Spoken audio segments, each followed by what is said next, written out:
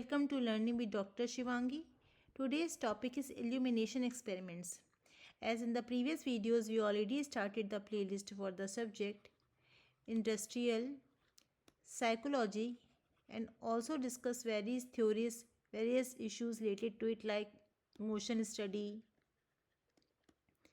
method study, and various other theories also.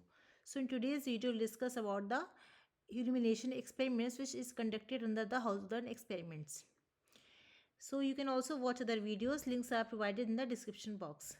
So before I started the video, I want to say you that if you like my video, please like and share this video, and don't forget to subscribe my channel which is Learning with Dr. Shivangi. Now coming to the main topic, which is illumination experiments. These experiments are comes under the Hawthorne experiments. These are conducted to establish a relationship between output and the illumination. The output tended to increase every time as the intensity of light was improved. But the output again showed an upward trend when the illumination was brought down gradually and even below the normal level. Thus, it was found that there is no consistent relationship between output of the workers and illumination in the factory. There were some other factors which influenced the productivity of workers when the intensity of light was increased or decreased. The illumination experiments were based on the assumptions that the production would be minimum under the best lighting conditions. To verify these assumptions, the workers were given three different jobs. First is inspection of small parts, second is assembly of relays, and the last is winding coils. So basically, this experiment is conducted to create the relationship between the productivity of the workers and the illumination. Product of these jobs were measured in four carefully controlled conditions which varied from low to high intensity of illumination. They wanted to find out the relationship between efficiency and illumination. Among the inspectors, production went up without any relation to the illumination. In the case of assemblers, production continued to increase throughout the experiments. However, the increase was not related to improvement in the amount of illumination.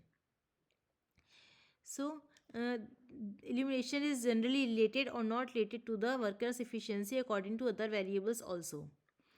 Among the coil workers, production tended to increase with increasing illumination, but production did not decrease when illumination was decreased.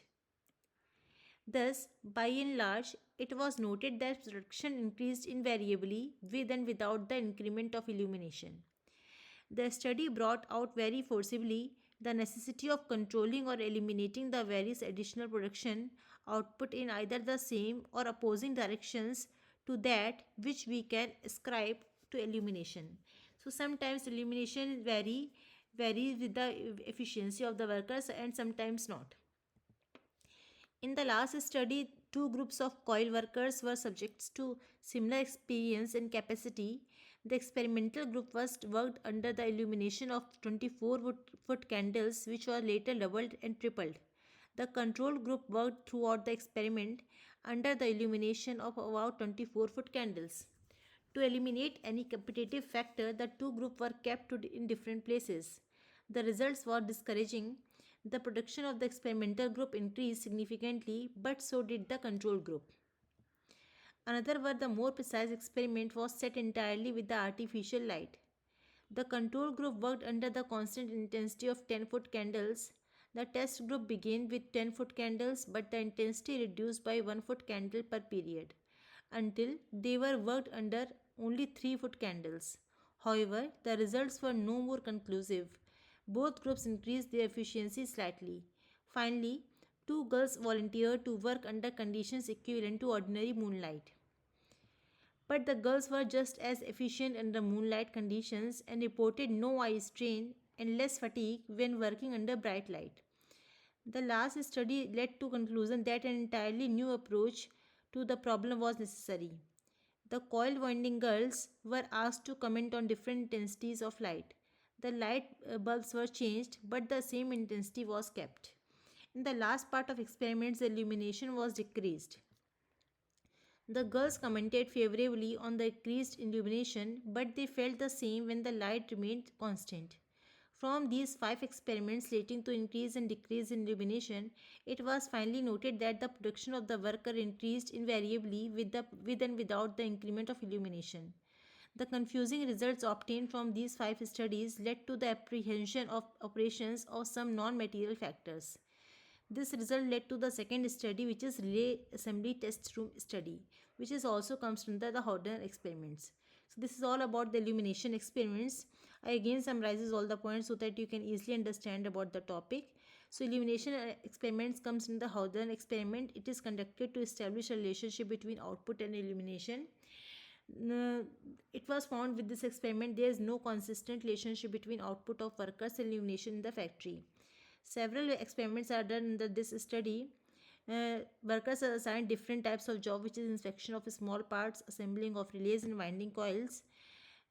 In these 3 practicals, efficiency of workers are decreased or increased invariably with the increment or decrement in the illumination. So there is no consistent relationship between the illumination and the efficiency of the workers on the basis of this experiment.